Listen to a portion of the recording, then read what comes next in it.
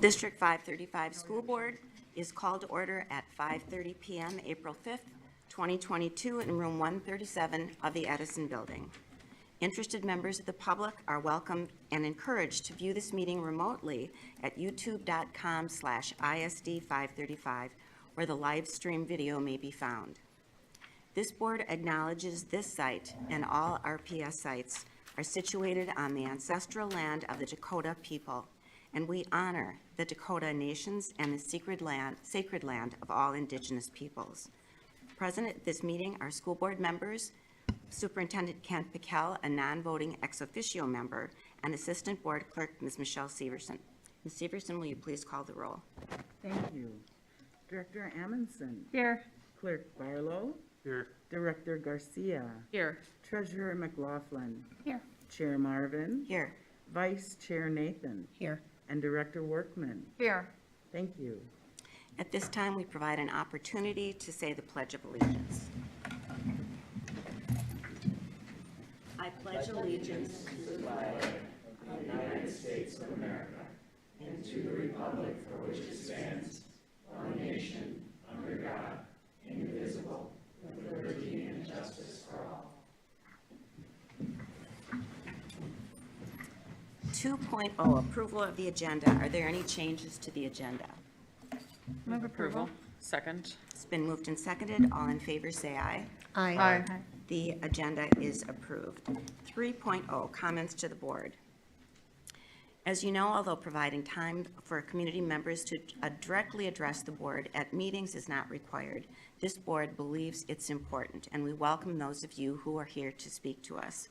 We respect your First Amendment rights to agree, disagree, or offer an alternative to initiatives, programs, or processes that are actually occurring in our schools and that this district can influence. Each speaker will have 3 minutes, and we ask you to respect this limit. When your name is called, please have a seat at the table in front of one of the microphones. State your name and whether you are a resident of the school district. If you would like a response or further conversation, please let us know, and we will reach out to you. Our first speaker this evening is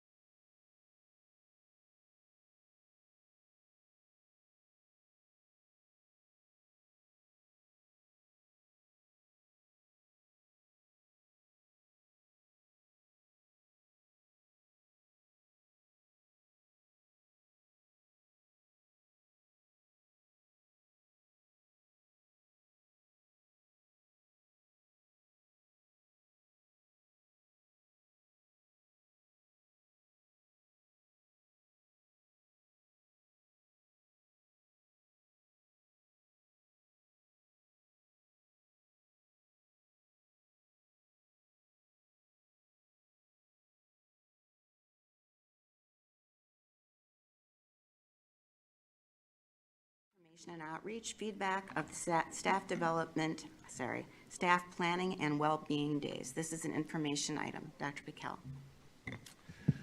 Chair Marvin and directors of the board, you know, and everyone in this room, I believe, I hope, knows that it has been an extraordinarily challenging year in the schools of Rochester and all across the country, as we have had educators seeking to meet the needs of students who have not been in-person traditional school, in some cases for almost 2 years.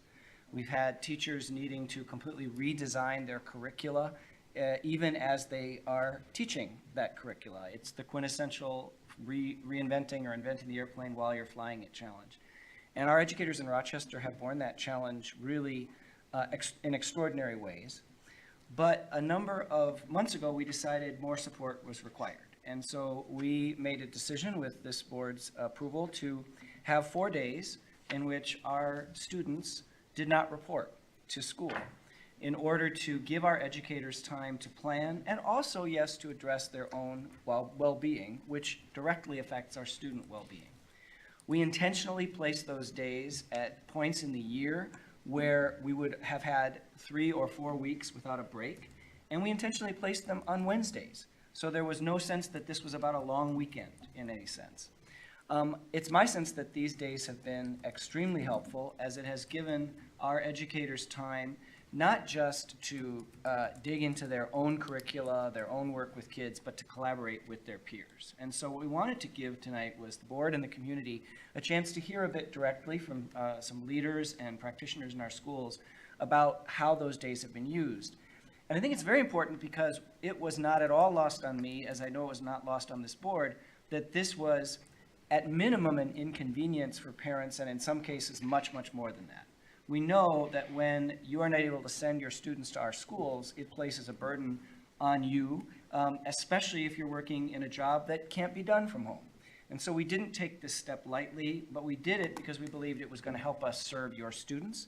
But we wanted to make sure that we did so understanding the tension that it created for some of our families. And so with that, I'd like to ask Carla Bolison, who's our Executive Director of Student Services, and Jackie Peterson, who's our Executive Director of Elementary and Secondary Education, to come up and introduce the leaders that you're going to hear from to get a brief snapshot of how those days have been used in some of our schools. So Carla and Jackie, and my thanks to all of them for taking time to come out and share this with us here.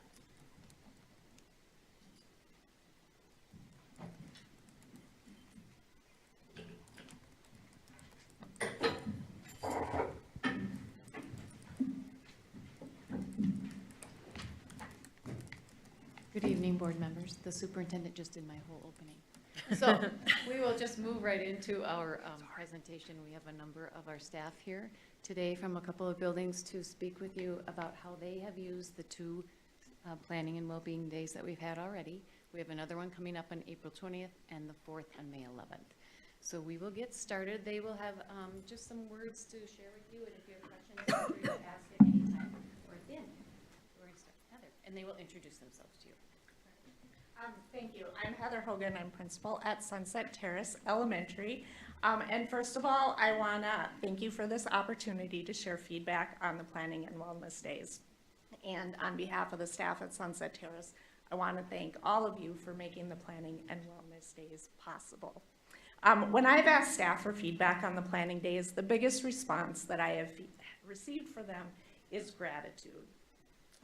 Gratitude for an extended period of uninterrupted time to plan for quality instruction and interventions, to analyze student data and information, and collaborate with other staff in the building. All of these are challenging to accomplish within the time constraints of the elementary teachers' daily schedule. With COVID protocols in place for the past 2 years, it has been very difficult for staff to build relationships and feel a sense of connection, especially for our new staff.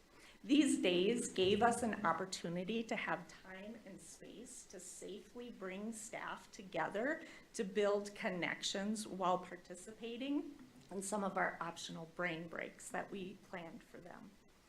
Sunset set up the planning days to give teachers as much unscheduled time to to allow them to structure their day to meet their needs. They chose to use it for individual planning, for grade level planning and PLCs, for cross-team collaboration, as a few examples. Being well prepared, feeling like you have a good grasp of your curricula, having a solid understanding of your students and what they need, all contribute to the well-being of our staff. We also planned some optional brain breaks to give staff a chance to have a creative or a physical outlet to support their mental health. Our paras specifically had requested more opportunities to make social connections with other staff in a COVID-friendly way. So some examples of what we offered is we had our admin team prepared a pancake breakfast for staff. We had some group craft classes like jewelry making and card making. We also had a staff kickball game, and we had offered a community service component by partnering with Mayo Clinic to host an on-site blood drive. The school year, as Superintendent Pakel talked about, has been more challenging than any of us could ever have imagined it was going to be when we started planning in the summer, for a number of reasons that you are all well aware of, and others that I probably don't have time tonight to go over. But what I really want you to know is just that these planning days were a real lifesaver for when many of us felt like we were drowning. When I asked staff for feedback on the days, the second thing that they shared after expressing gratitude was a wish, and a wish for them to continue in the future. Thank you. Hi, I'm Lisa Levi, and I'm a reading specialist at Sunset Terrace. There are 2 of us at our school, and this year we are servicing 102 children, or anywhere between 94 and 102 children daily, who are struggling with their reading, and those are K through 5th grade. So we are planning 20-minute groups. Best practice is really 30-minute groups, but because we have so many kids, we put them down to 20 minutes. And we also each coach an AmeriCorps tutor in our school. So these days have just been life-saving to us, to be able to connect with teachers and make sure we're seeing the right kids, to dig deep into data, to make sure, you know, sometimes we think, oh, the kids are doing really well. Is our data really showing that? And when you have 102 children to look at data for, that becomes a big job. And especially our mornings feel short, and you have people coming in asking questions, so it's never an uninterrupted time. So we could kind of shut our door on these days and say, have paper all over the table and say, this is our time. The other thing that has seemed to surface is with COVID, it's been, the whole year's been, is this a learning problem or is this a COVID related? And do we bring this child to child study? Do we wait a little bit longer and see if it's the COVID part of it? So those days have been a time to, again, connect with other staff who work with that child so we can all collaborate and say, okay, this is what we're seeing. What is our next step? So thank you very much. They've been very well utilized. Hi, I'm Sam Pearson. I'm the principal at Franklin Elementary in Montessori at Franklin. I want to offer the words from some paraprofessionals in our building who have had the opportunity to connect and plan and coordinate with classroom teachers or grade level teachers or support staff that they are working with. So the first are some ideas from Jane Lisi. She's a special education paraprofessional at Franklin. First, she said, I would like them to know how much the extra days are appreciated. As a para, the planning that teachers do is different than the role for the planning that paraprofessionals do. It was really helpful to be able to connect with staff and work specifically for planning purposes, to be in sync with the teachers that you're working with every single day, and to know what's coming up in the days and weeks and units ahead. And also, finally, the acknowledgement that staff could use extra time really made me, or it made her feel valued as an employee. And so just the affirmation that This is really important and critical. What was highly powerful for staff as they saw themselves as part of our system. Another staff member, her name is Lisa Finstra. She's a general education paraprofessional. She first wanted to say that she loves her job and couldn't be happier when kids are in the building. But she was able to attend trainings that were offered for paraprofessionals specifically during the time within these planning days. She had an opportunity to connect with her kindergarten classroom teacher about student and classroom needs, opportunities that often happen on the fly or during the school day, but could be more intentional as we had set aside ample amount of time during these days. Additionally, she prepared materials for what the students across kindergarten would be doing for the days, again, in weeks ahead.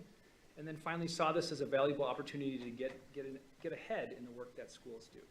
At the building level, we had individual classroom teacher meetings, grade level teacher meetings, so that teams could come together to talk as a collaborative group. You know, part of what we do at schools is not trying to do all of the same things individually on our own, right? To not work in silos, but to come together. So to have time to meet as a team and to intentionally use that to plan. Another component that's so vital in the work that we do is professional development, and we do have time set aside for professional development, so to intentionally use these days for planning, because that's equally as important, was really critical and helpful. As previously mentioned, there was professional opportunities, development opportunities for paraprofessionals in regards to academic supports, learning about the academic curricula that is being implemented and some of the new pieces for that, and also behavior support to talk about meeting students' needs and building relationships with students. And then finally, you know, just the thoughtfulness of having the time spaced out through the year, right? This opportunity of always trying to play catch up and being able to have time that's spread out during the school year rather than, you know, a week at the beginning of the school year where you're trying to plan for the entire year. In the reality of education, as kids are learning and you're having to make adjustments on the fly, you're needing time throughout the year, and the value of that within these days is incredible. And so just to Evening, Board. Andrew Capel, principal at Willow Creek Middle School. You're like sitting at this end of the table. You're gonna hear a lot of what you just heard. No, we very similar to many situations and other buildings use that time very strategically to look at the challenges of a year that coming back from something that we've never done before, and giving staff that time again and again is what I've heard from them. This is valuable because I have that time. I have the opportunity to look at my practice and meet the needs of the kids that are different than what I've seen before. And so we, on these days so far, have taken some time to really hone in on individual student needs after we got to know our students and reflect on what can we do to meet those needs of those students, whether they be academic or behavioral. We've also had, similar to other buildings, some planning time across grade levels for staff to collaborate and really connect with each other around wrapping around students and curriculum and making sure that they're in different classrooms. If they're doing something similar, they can cross-curricular bridge those gaps and meet the needs of students. Additionally, we've had professional learning community time, which is our content area of IKE time in our buildings for teachers to look at their individual curriculums with their colleagues and support needed in those classrooms. Coming up, I can speak to our next one as well. We are doing some building-wide planning with an app called Pbis Rewards. It's to strengthen our positive side of what's going on in our buildings, and really recognizing those students that are meeting the expectations that we have set for them.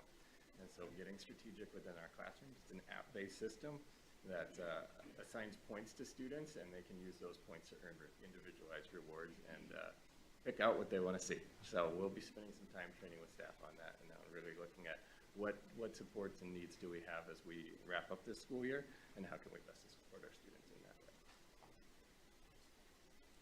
I'm Joe Youngstrom. I'm a 6th grade science teacher at Willow Creek. I just want to say thank you. It's been very helpful to have that time. I'm in a new curriculum this year. I've been at a board meeting recently and talked about a new science curriculum. So it's been helpful to just get my head around that and be able to think through how to present that in a way that I think kids too.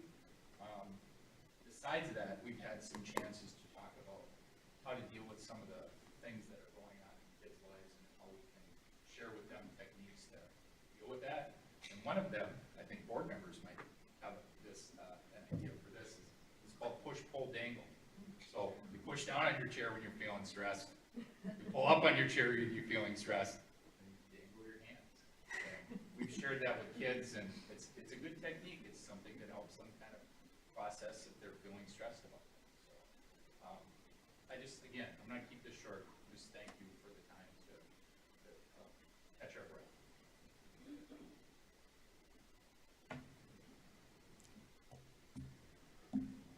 Mr. Barlow. I was trying to think of what the opposite of a well-being day would be, you know, versus simply a normal school day. But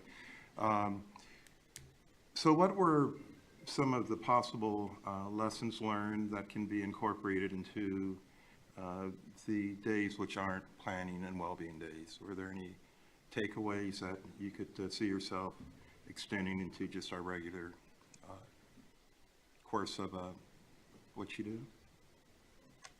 I would say the intentionality, right? So to have a day set aside, specifically speaking from the lens of paraprofessionals and teachers and their collaboration, but so having a day set aside made that even more possible, but the intentionality and the need to connect all of the staff members who support kids every single day. And that's something that, you know, won't be lost as we continue and even when we're not having the planning days, but just the necessity of trying to find time in ways to do that, and how that's so helpful for the students and staff, right, to be on the same page and know kind of where everybody's going. So I would say that's one critical part. And then, Madam Chair, I also made myself a note. I wanted to commend the superintendent and the board and the support of the concept of planning and well-being days, because it wasn't a luxury, it wasn't a break, it was a necessity, both on from what I'm hearing, sensing, a personal level and a professional level. And I'm thankful we were able to do that. And I think by your sharing, we should feel better about the idea. Now, as to whether or not, as one of you suggested, you'd like to maybe see this each year, don't know if that'll be possible, but we're glad to know that what we hoped would occur is indeed happening. And please let us know how we can continue, though, to support you and to do the things that will help you thrive and not necessarily find yourself in a similar situation. Don't ask, we have no control over the next pandemic, so don't ask us to try to control that, but we really do want to be of great support to you in every way that we can.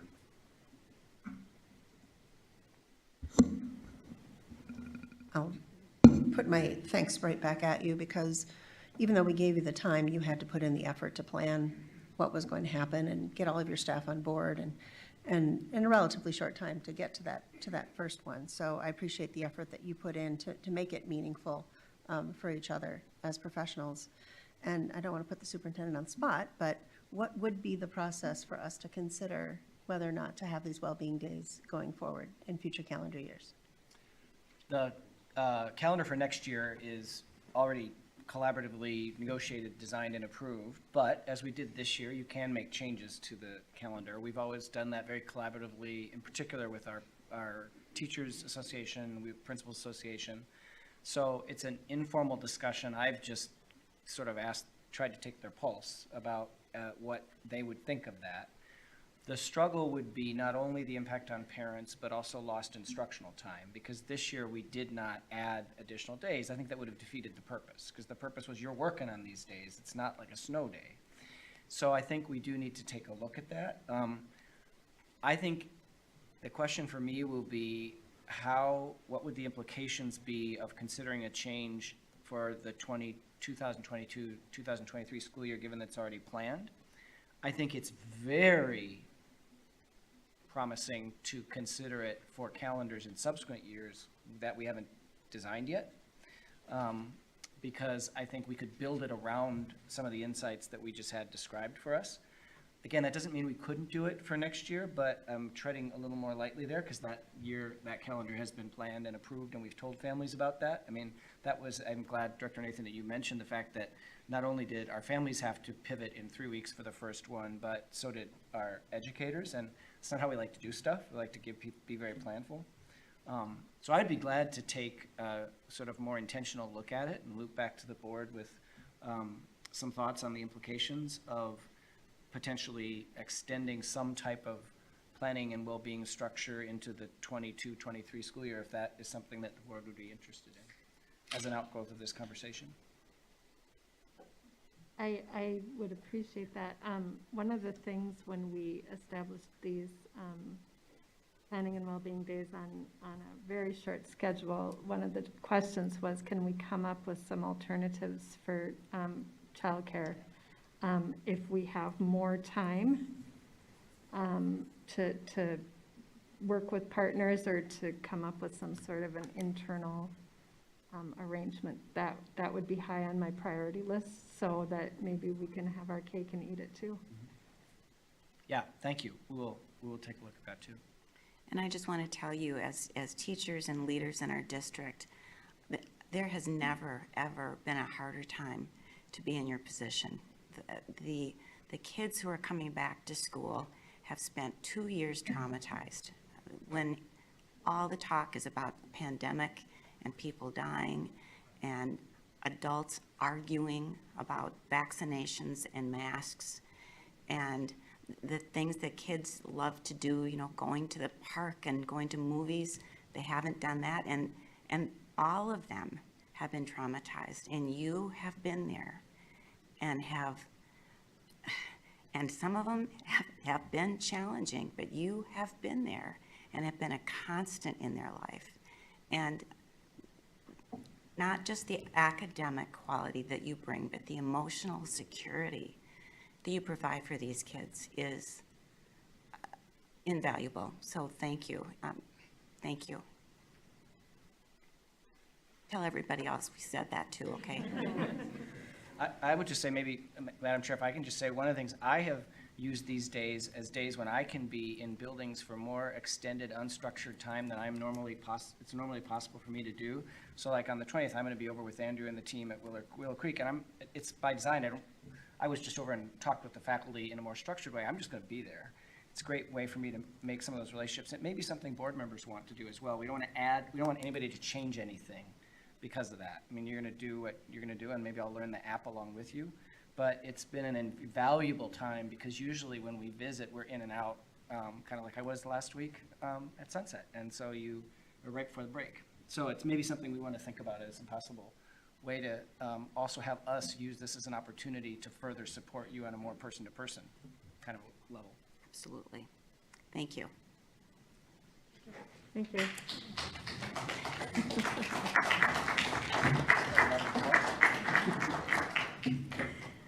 4.02, board member committee updates. Any updates for committee work that board members have been doing?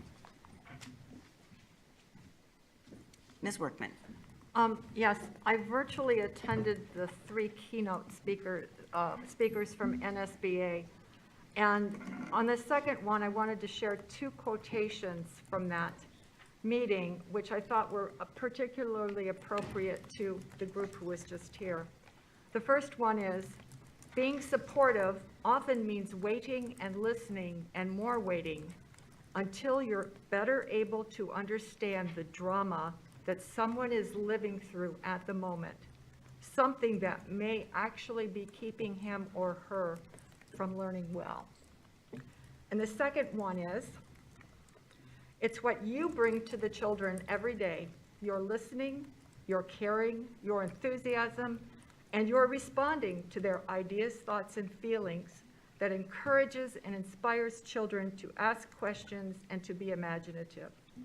By responding thoughtfully to children's questions, you're encouraging their curiosity. Even when you don't know the answer, you're letting them know it's good to wonder and ask. Thank you, and I might add to that another quote from a speaker who was talking about how amazing it is that we welcome everybody's kids into our schools. We honor and respect everybody's kids. And his quote that he thought should be in every single classroom in the country is, "We like you just the way you are." Fred Rogers, Mr. Rogers' Neighborhood. And wouldn't that be amazing for every child to really feel, I'm good enough, I'm loved, I'm respected, I belong here. I wish I'd said it before Mr. Rogers did, but anybody else? Sure, I'd like to comment. I had the opportunity to attend in person and just wanted to share a highlight from one of the conferences I attended entitled Systems Approach to Language and Culture, Immersion. And it was presented by, and since I'm from Alaska, I perhaps made it a priority to go there.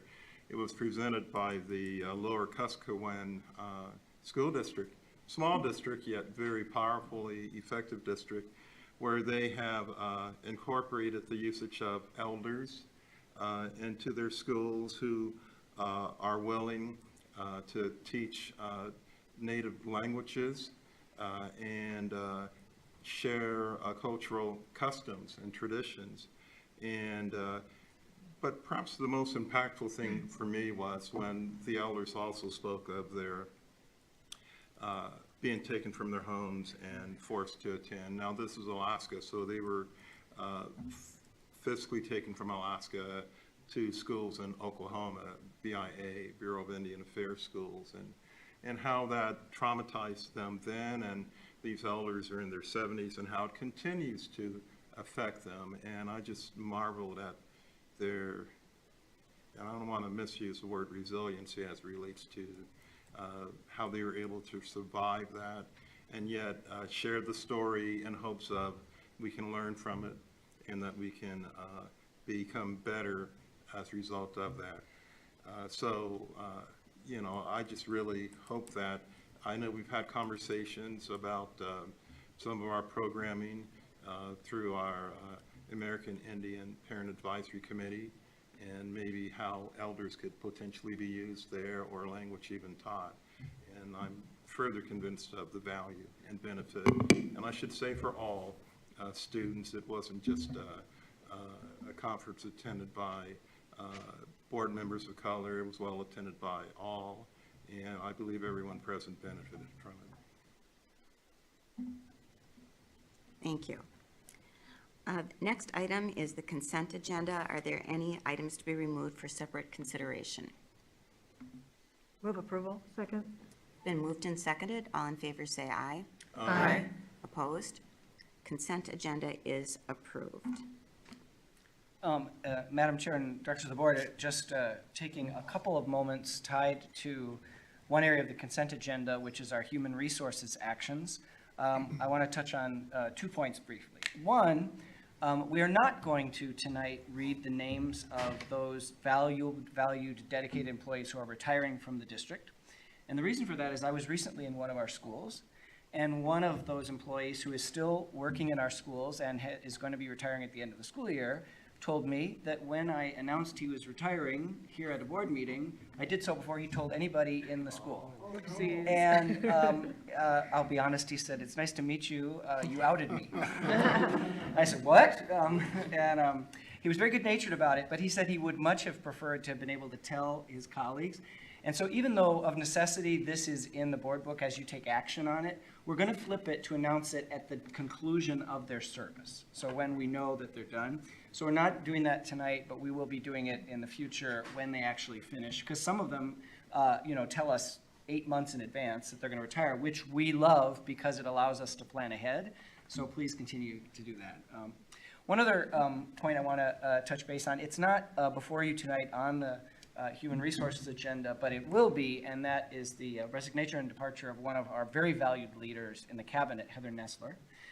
And so I want to take a moment on behalf of the board and the superintendent to thank Heather for an extraordinary tenure. She's our executive director of communications and technology. And when I first came to Rochester and I met Heather, I said, how does someone manage a portfolio that includes communications and technology? They're two gigantic areas. But Heather has done it with skill and grace and good nature. I've also had the opportunity to see Heather in crisis mode on communications. And it's really extraordinary to see the calmness and speed with which the language goes from her brain into her fingers and out through skyward to families and to the media. And so we are going to miss Heather. She is moving to be the executive director of the Spark Children's Museum. So she's not moving far. She's moving to really another part of the youth development world in Rochester, and we are looking forward to collaborating. We would love to see every one of our youngest learners have multiple trips to the Children's Museum. I know many do, and that we can do more. And so, Heather, on behalf of the board, and then I'm also joining in, we have a recognition that a gift we'd like to share here, and we would only insist that you stay in touch and that we thank you for this amazing leadership over the course of, I believe it's 9 years, if I'm remembering correctly. So thank you so much.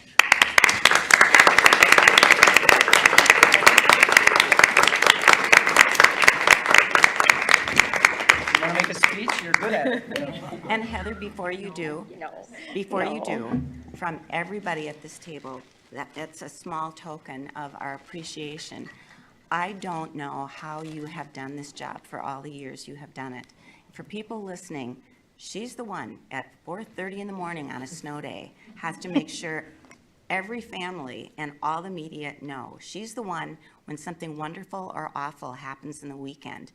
Heather's on top of it. She's the one when I have a technological meltdown. She spends a lot of time with me, and I have never seen her roll her eyes. I'm sure she does afterwards. But marketing, the flyers that you get, the interactions with media people, everything on social media, the website,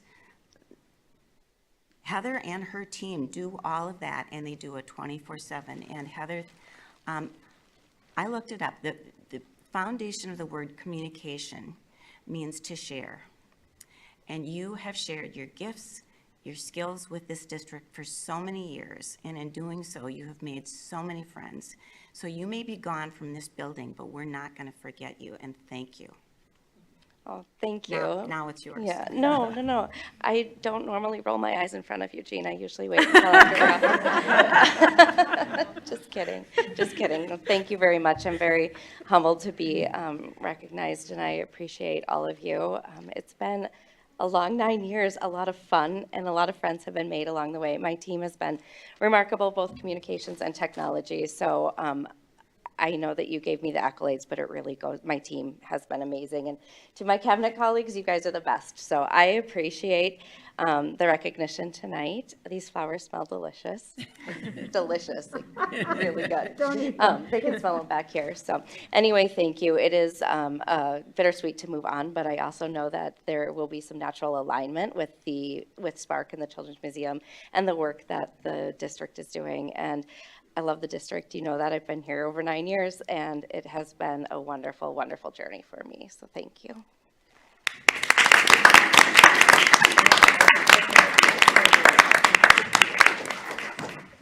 Yeah, somebody told her not to eat the flowers, right? Yes. Then we will move to 7.01, schools start times, evaluation, and planning. This is an information item. Dr. Piquel. Thank you, Dr. Marvin, and members of the board. There is a PowerPoint that should be going up if it works, but the next 3 items are actually updates on board process. And this might seem like a strange thing to devote time to at a meeting to talk about our schedule, but these are 3 very important processes, and so we wanted to highlight for board members and for the community how we are approaching some very important decisions that will be before the board in the coming months. These are 3 separate items, Chair Marvin. I could stop after each one, or we could just go through them together and open it up for discussion, whichever would be your preference. You're calling the All right, shots for this one. We'll go through all 3 of these items, and these are available on our board docs for those of you who want to take a look at it on the website. The first issue is school start times. We know, and many in our community are well aware, that We did an analysis, working with some researchers from the University of Minnesota, on our new start times that were implemented at the beginning of the current school year. And there were many, many findings in that analysis, but if you have to boil it down to two, the first was that middle school and high school students have really benefited from the later start time. However, elementary school students have lost some prime learning time where they are most alert and most engaged. There also have been some challenges for our youngest learners. When the board was presented with that feedback, the board decided we would like to actually look at an alternative start time scenario and cost it out financially, and then if it is financially feasible at a time when we also have a structural deficit we're working to resolve, to get further public input on the pros and cons of changing these start times. So the alternative start that we are analyzing right now would have elementary schools at 8 a.m. ending at about 2:20, middle schools starting at 9:15 and ending in this scenario at 3:52, and high schools at 9:15 ending at 4:12. This is the alternative scenario that we are examining. This is particularly complex because we're doing all of this at exactly the moment that we are completely redrawing the map of Rochester Public Schools because we're changing school boundaries and we're opening schools and closing one school. And this is kind of the quintessential chicken and egg or cart and horse problem, because we first need to redraw where kids live, what school they're going to, and where the buses are going to go before we can cost out, would it cost us a lot more money, or in the unlikely event, save us money to move to this new start time scenario. So this is very important, obviously, for families, and we know this is happening later in the year than we would normally like. We are constrained in our ability to initially come up with our cost estimate by the fact that we need to work with our bus contractor to put all the routes in the computer software that gets our buses to our kids' homes and then to our schools before we can analyze the start time cost impact. So we are close. Scott Sheridan, our Executive Director of Operations, tells me that we should have that cost estimate by the middle of the month. We're picking tax day for some reason as the date when we're sure we're going to have it. If then, in fact, it is not cost prohibitive, meaning, in my view, a 7-figure increase in our transportation costs, then during the second half of April, we will go out to our stakeholders in our schools, parents, educators, students at the secondary level, and we will get feedback on the pros and cons of moving to that different start time scenario that I just outlined there. And that feedback is going to be, I'm sure, very important to the consideration that this board would engage in May about the possibility of moving to that new start time scenario. We've added a study session next week for board members to give us guidance on the specific issues that you want us to get feedback about as you consider the possibility of making this change. So we're going to be as transparent as we can about this. We know this is an issue of great concern. We heard a lot from the elementary school community when we did the analysis this year. I know previously when you made the change, you heard a lot from the secondary school community. We know this is complex, and we're moving as quickly as we can on that. So stay tuned for that. That would be a May decision. The second issue that we wanted to highlight is the board's consideration of our strategic action plan. We have had 6 working groups working since fall on a long-term vision and strategy for the school district, and we are now almost at the moment of truth when it will be coming before you as board members. And I know it won't be new to any of you because you've been intimately involved in many of the working groups that are designing the plan, but it's now coming together as a whole plan, and we want to make sure that you and other stakeholders have the opportunity to consider it in depth. So we're going to devote 4 meetings to consideration of the plan before we ask you to take a vote on it. At the study session on May 17th, we're going to really focus on questions of clarification, giving board members an opportunity to meet with representatives of each of our 6 working groups to really understand what the recommendations are and why they're there. The purpose of that session will not be evaluative, which is to say, this makes sense to me, this doesn't make sense to me. It will be clarifying board members' understanding and giving us guidance on things that we may need to clarify as the process moves forward. At the June 7th regular meeting of the school board, I'll give an overview of the whole plan, and you'll have a chance to recognize some of the working group members who have put in hours and hours and hours into the design of that plan. At the study session on the 14th, we really will ask you to put on your evaluative hats, to suggest things that you would like to see us tweak or even significantly change in the plan, if anything. We will take that guidance and we will include it in a revised version of the plan that you would be considering on June 21st. And so hopefully by that point, we've got your questions answered, your suggestions incorporated, and you'll be able to take a vote to approve a plan to guide our work for the next 3 years. So first issue is start times, second issue is strategic action plan. And could I interrupt? Of course. Quickly. Thank you. Just clarification on the start times. I can see people saying, okay, here's some interesting schedules, and they're going to say, why not just start everybody at 8:30? So why not start all the kids at the same time? The money in transportation is all in putting the bus on the street. And once you've put the bus and the driver on the street, you've paid the majority of the fee that it takes us to run what's called a route. If we ran one route, what's called one tier, we would have to have twice as many buses and twice as high a cost to get every kid to every one of our schools at the same time. But if we have two start times or two tiers, what happens is the bus goes out, it takes the first half of the district to the school, and then it takes the second half, and the cost of that second route is dramatically lower than the first route. And if we had a third tier, it's even lower then. And so that's why we can't get everyone to school at the same time. In today's environment, we also couldn't find the drivers for that because of, which historically was not the case. It used to just be the money, but now in some ways, I think the bigger challenge is the people more than even the cost. Thank you. Thank you. It's a really important point. Well, hearing no other points, then the last piece is what we've been calling our secondary student safety strategy, an issue that has been an ongoing focus for us here at the board level, addressing some of the concerns. Chair Marvin spoke about some of the behaviors that we've seen in some of our schools, which we're taking very, very seriously. So the board will be engaging in a number of important efforts in that area as well. At the board meeting on the 19th, we are going to give the board an overview of our discipline data, suspensions, other referrals. It will be disaggregated demographically. It will not be broken down by school at that point, but we will do that, of course, in the summer. So we'll give you a year-to-date overview of where we are with our discipline data, and our research director, Peter Ruck, is hard at work with Chris Lingen of our elementary and secondary education staff right now on putting together that presentation. Starting this week, we are meeting with every one of our middle schools and high schools in very structured discussions of that data. What are the students, who are the students who are getting involved in disciplinary infractions? What are the behaviors? What are the steps being taken? What's working? What needs to be enhanced?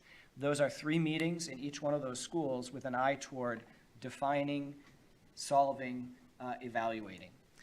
In June, we're going to bring together all of our middle schools and high schools to review the year-to-date, what has worked, what have been the lessons learned, and especially to begin putting forward comprehensive strategies that we can begin the school year with next year. As many of you who've worked in schools know, once you're into a year, the year takes on its own momentum, and it has almost its own culture and processes.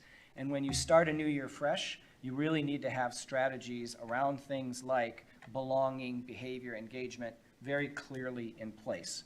So for instance, at Willow Creek, as Principal Capel mentioned a moment ago, they're implementing a new software platform and program now, and they're going to begin using it this year, but the real hope is that it's going to be very fully in place by the fall of 2022.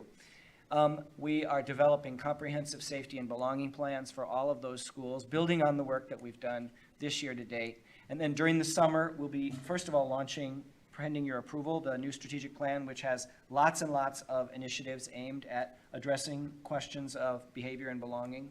We are going to be doing a co-design project with young people and others from historically marginalized communities who often have been impacted most by disciplinary infractions. And then finally, we are going to be implementing a new data system that will allow our leaders in our schools to much more effectively identify not just problem behaviors, but also reading levels and social emotional competencies, and to drill down into data to the individual student level and to aggregate it up to be much more data-driven in this work. We right now are working from a spreadsheet that has to be populated manually. And so we're going to be implementing that change over the summer as well. So those are the three overviews of things that we're working on and the ways that the school board will be engaging in all three of them in the months ahead. Thank you. Ms. Nathan? So one more date to add to the school start time was the study session that we're having next week on the 12th that we talked about at the executive committee on Monday, and kind of structured the content of that. You want me? Because the board has discussed this topic a number of times in the past, the study session is going to give the board a chance to review some of that previous information and bring to that meeting questions that we might be interested in getting answers to before we make the final decision on the start times, which may help guide the kinds of questions we ask the community in terms of getting their feedback, but also making sure that we have the most up-to-date information as the information has evolved on this subject over time. Karen? Superintendent McKell, when I'm trying to figure out how to ask my question here, the meetings that you're having the week of April 4th, June 3rd, and then the summit the week of June 6th, are you planning to come back to the board as well with the findings from the meetings and the discipline data, or will that be wrapped up into one of those other line items? Yeah, Director McLaughlin, absolutely, that should be on there as a separate point, but we'll be. And I guess maybe the timing of that was my other question. Yeah, I think that it makes most sense to do that in June, when we also have on the calendar bringing you the final discipline data for the year. So we'll be bringing you final discipline data, which will be broken down by school, and we'll also be able to share with you the plans for each school going forward. And is that on our annual calendar, the date that we're doing that? It is. It says, I think it's the 21st, if I'm not right, but it is on the calendar. And you're right, it should have been on there, because that is an important point in that. I was running out of space on the slide, so I think I got a little. Thank you. Yep. One other point. This is an amazing plan, but I wonder if there are people listening who are thinking, okay, so great, we're going to start next year with an absolutely terrific plan in place. What's happening right now? And I know student privacy and that type of thing don't allow a deep discussion, but are our buildings addressing those questions about students who need to belong, and student behavior and sense of belonging and feeling welcome? Are they addressing them right now? They are, and there's a comprehensive memo to the board on our website if you want to read about it. But very briefly, each school already has developed a plan for the current school year that they are acting on. We've launched under the leadership of Will Ruffin II that Perspectives Project, where we are hearing from the students who are directly being impacted by these disciplinary requirements and consequences, and staff who are implementing them. And we're bringing that together to really understand their perspective and look for solutions in that space. We're launching an effort to study and begin to implement what's called restorative practices in our schools, which is really a comprehensive approach to establishing belonging and healing wounds that can exist for individual kids or entire communities within schools. We have also clarified our disciplinary procedures to clarify that suspension remains an option, but that it is one that follows dialogue with both the student and the staff and the parent. But it is an option, and it's being used, as you will see in the data we're going to share with you next week. We have also, as the board knows, in very, very sparing cases, used expulsion as a consequence, but we do both of those things very, very reluctantly. At that point, we've implemented the new data system that Andrew mentioned from Willow Creek. The Pbis is part of our system, as part of our district-wide strategy.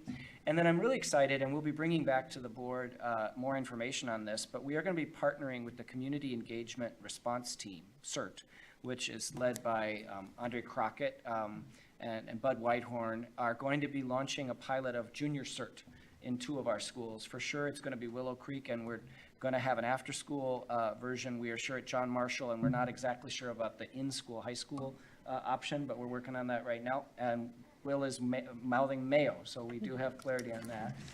This is going to be bringing a really dynamic group of community leaders in to work with some of our students on youth engagement and youth leadership as yet another piece of the puzzle. That will be happening this spring.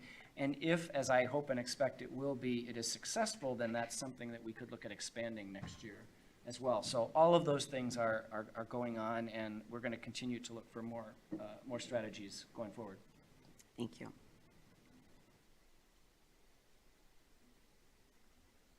I think we're good. Thank you. Thank you. 8.01 and 8.02 on policy and procedure recommendations. This is the second briefing. Any questions, comments about policies and procedures that have already been briefed? All right, that was easy. Then we are at 9.01, approval of post-secondary enrollment option. That's PSEO, payment for classes at Rochester and Technical College.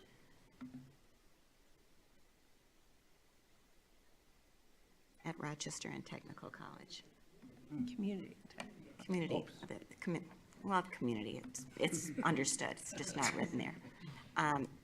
This is a briefing item. Dr. Piquel.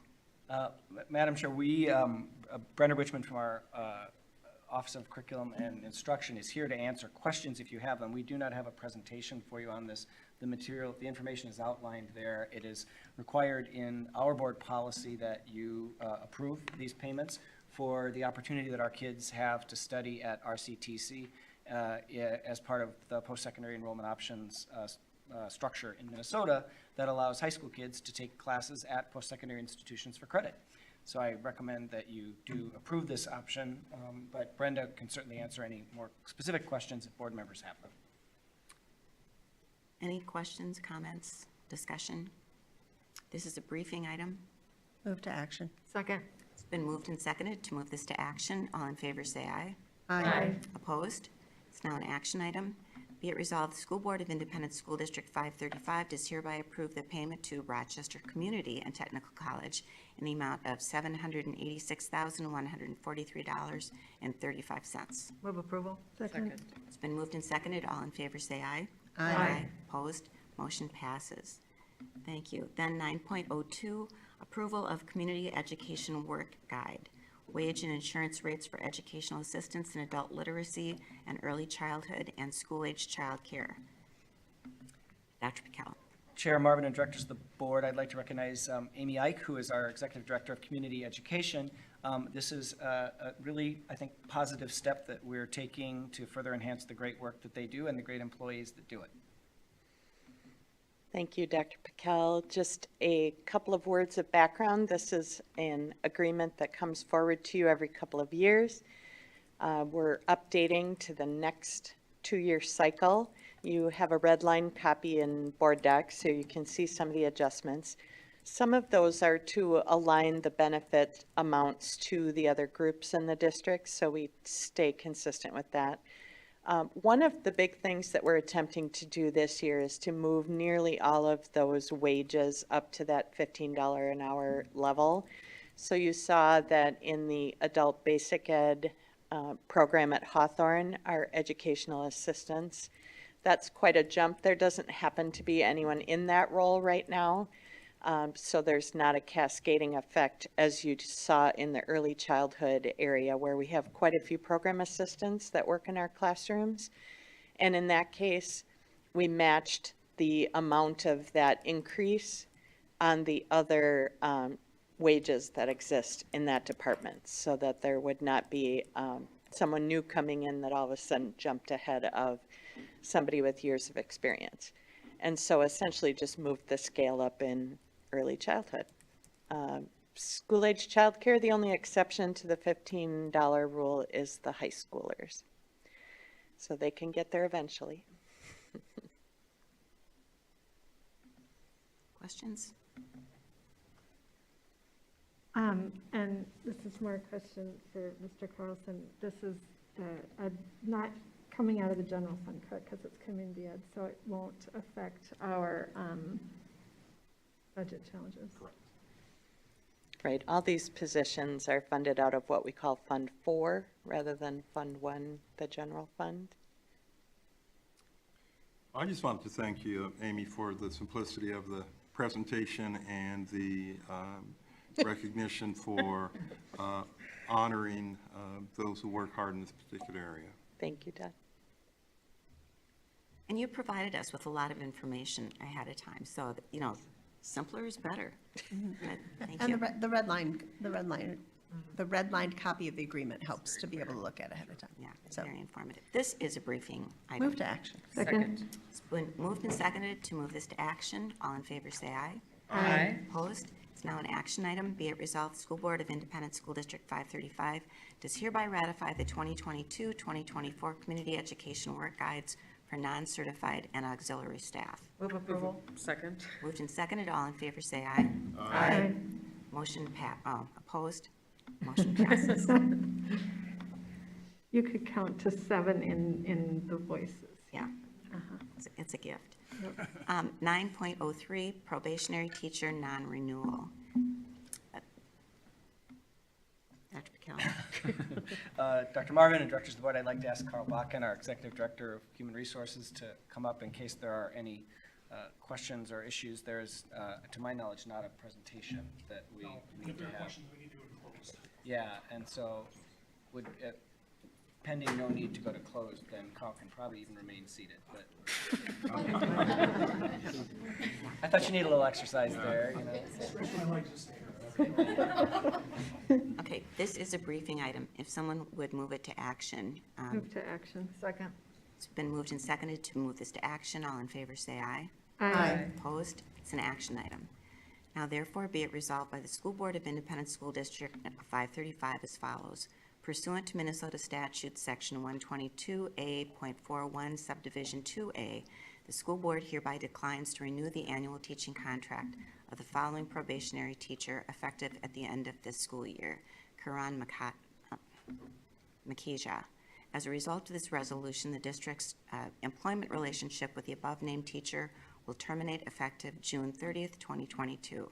School board has reviewed and hereby approves the written notice of non-renewal the affected teacher. The school board chair is directed to sign the written notices on behalf of the school board. The reasons for non-renewal are classified as private personnel data under the Minnesota Government Data Practices Act, unless the non-renewal represents the final disposition of disciplinary action. The superintendent or a designee is directed to serve the affected teacher with a copy of this resolution and the approved written notice for that teacher before July 1st, if possible. The notices should be, if possible, the notices should be hand-delivered.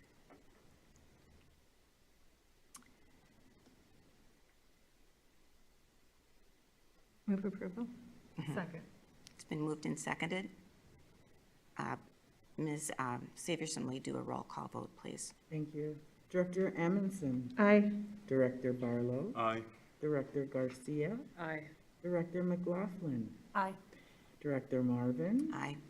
Director Nathan. Aye. Director Workman. Aye. Thank you. Thank you. The motion passes. 9.04, IDEA full funding resolution. This is a briefing item, and I believe, Ms. McLaughlin, you're going to brief this one? I can at least start, and I have to confess I left my house without my iPad. So that's how I've been going with my agenda tonight. But the basic information is that I brought this resolution forward first to the legislative committee as recommended by the Minnesota School Board Association. We used their draft resolution to come up with our own and customize it with our information. But the intent of this is across the state to pass resolutions like this and then send them to our legislators to advocate for fully funding public schools. It's an issue that's important to all of us, and I do believe that if we can accomplish things like this, we will have the funds available to even enhance what we're doing with our students and staff. So I think it's really important, particularly in this election year, for not only our candidates, but our elected officials to know that this is an issue that's important. It's important in Rochester. It's important to our school board, to our families, to our community, and that if we can advocate for this funding, everyone is going to be the better for it. Thank you. And to be clear, IDEA stands for? Individuals with Disabilities Education Act. Yeah. Thank you. Thank you. I was- Yes.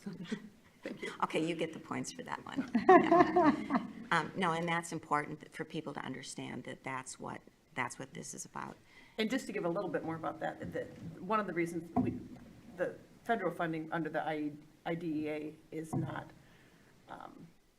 fully funded, so then the state is short funds, and then that gets transferred down to the local districts. If it's fully funded at the federal level, then all the districts would have those resources available for their students. So it comes out of the special education realm, but it's applicable to all students.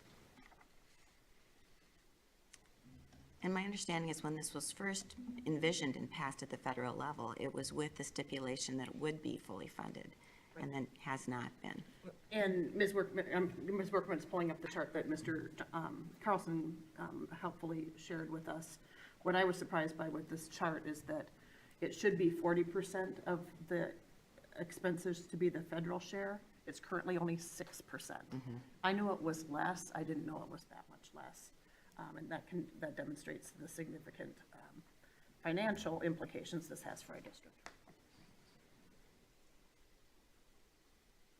And I would leave it to the legislative committee, but I really appreciated in the background materials, you spelled out that if the current 6% amount went up to the full 40% amount, we would be receiving $19 million more than we're currently receiving from the federal government. And I also appreciated Mr. Carlson's spelling out the difference between our overall cross-subsidy and the referendum revenue for this year. So the revenue that we're getting as a district from our operating referendum is about $20 million. So if our cross-subsidy right now is at $15 million from the state, it could be, and I'm reading directly from the notes, it could be said that 77% of our voter-approved operating referendum is the amount we need to just cover the special education cross-subsidy. Because we don't get this money from the federal government or the state government, we are taking it out of our general fund. And as we already know, we have a budget deficit for next year that could easily be covered by any of these additional funding sources that, I will also remind us, was promised by the federal government when IDEA was first passed and has never been fulfilled. So again, Legislative Affairs Committee members, the hope is that we will join as many other school districts across Minnesota in passing this resolution, realizing that it doesn't necessarily mean the legislature will hear us, respond to us, but it is something we stand lockstep with districts across Minnesota, because we're all being, I'm going to use the term shortchanged, so to speak, or in the same similar fiscal dilemma, because we're providing the service to our students, and we, I don't like using the word don't have a choice. We're glad to be able to provide the service, and it would be nice if the funding were there. I think one thing I would like to interject is I think the intent of this particular resolution was to really notify members of Congress, because ultimately they're the ones that control that federal piece, which is it's a little over $3 million as compared to the state piece. But we're happy to send it to anybody who's elected. And I did want to add to that too, that the idea of this IDEA actually came up in December through the MSBA. Our congressman has passed since then, so we don't technically have anyone to send it to. So my thought about that is to send it to all the current candidates for that office who have a primary May 24th. I think it will inform them of something that's important for them to consider, but also give them even something to talk about as the voters make their decisions about who to vote for our congressional leadership. Melissa, did you have? I did several people ago. I was going to follow up with what was said about. Sorry, Melissa. It's okay. What was said about the amounts that aren't covered by the federal government, and Director Barlow's point about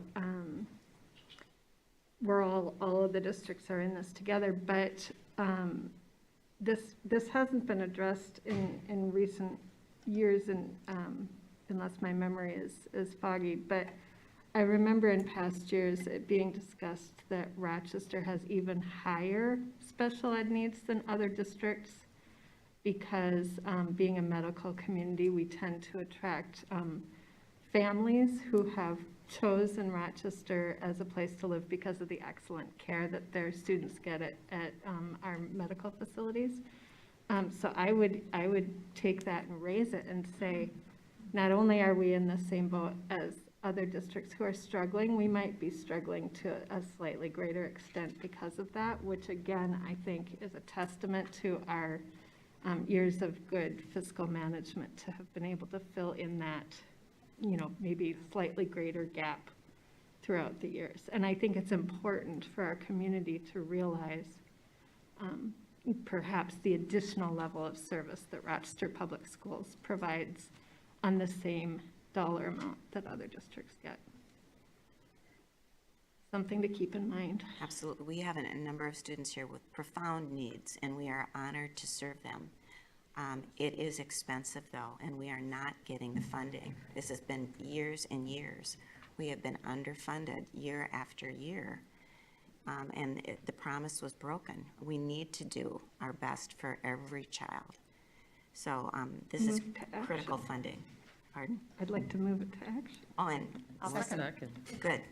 It's been moved and seconded to move to action. All in favor, say aye. Aye. Opposed? It's now an action item. Be it resolved, the School Board of Independent School District 535 supports the IDEA Full Funding Act that will help strengthen the federal investment in special education by authorizing a 10-year plan to fully fund the federal share of IDEA. And be it further resolved, the School Board of Independent School District 535 urges Congress's strong bipartisan support for and passage of the IDEA Full Funding Act, and now therefore be it resolved that the School Board of Independent School District 535 remains committed to providing students with disabilities and their families the support they need. Move approval. Second. It's been moved and seconded. All in favor, say aye. Aye. Opposed? Motion passes. Thank you. Now we are at the annual board calendar update. You have the changes on the board calendar from the executive committee. It's also on the website for anyone who wants to look at it.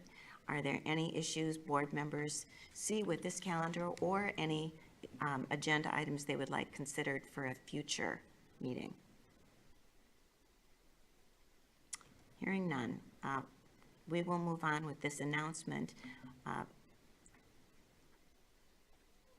Next week, April 12th, there will be a study session. April 19th, there will be a regular board meeting. May 3rd, a regular board meeting, and May 17th, a study session. Then we are at 1101 research study, a prospective study of youth and adolescent injury rates. Can injuries be prevented? That's been pulled. We ended up pulling it. Okay. I did not get that memo. Sorry about that. That's, We're waiting for some forms. For anybody wondering, there's no conspiracy. We're waiting for the right forms from the clinic. there you go. It sounds like a great study, too. Okay, at this point, I move the School Board of ISD 535 convene two separate closed sessions, one to consider labor negotiations pursuant to Minnesota Statute 13D.03, and the second to consider a student expulsion in accordance with Minnesota Statute 121A.47. Both closed sessions will be acted upon separately and will be convened in the Edison Building main floor conference room. That's the motion. Second. Is there a second? I second. There's a second. All in favor, say aye. Aye. Opposed? At this point, then, this meeting is recessed at 6:50 PM.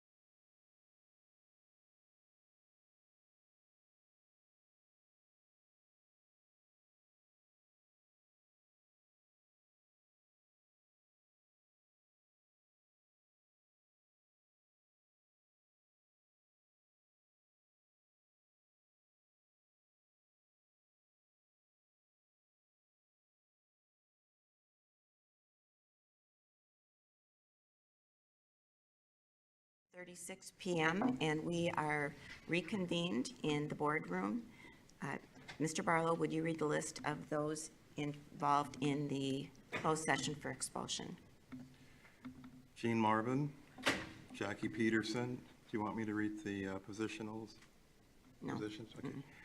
Julie Workman, Don Barlow, Jess Garcia, Melissa Atkinson, Kent Pickell, Karen McLaughlin, Kathy Nathan. Thank you, Mr. Barlow. We have a resolution for expelling student B22. Now therefore be it resolved as follows: as the basis for its decision, the school board hereby adopts the uncontested statements of fact contained in the written notice of proposed expulsion. The school board hereby expels student B22 for a period of 12 months from April 5th, 2022 through April 5th, 2023. The district will provide alternative educational services to the student during the period of expulsion to the extent required by law. The superintendent or his designee is directed to provide the following to the student and to the student's parent: a copy of this resolution and a letter stating that the student has been expelled effective April 5th, 2022, and may resume regular attendance in the district on the first school day after the period of expulsion ends.